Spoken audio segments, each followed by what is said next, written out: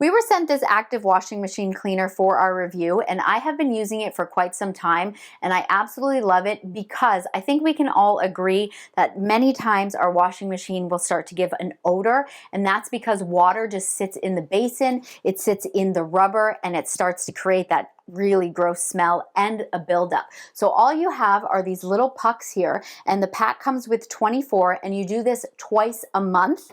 And very simple, all you have to do is open it up. You see you've got this nice little puck here. You plop it right into an empty washing machine. You close the lid. Turn on your washing machine to the normal mode. Some washing machines have a clean mode, mine doesn't, so I'm just gonna put it on normal. And we wanna go to hot water. And then you push start, and that little puck inside there is going to do the rest. It's gonna clean, deodorize, protect your washing machine.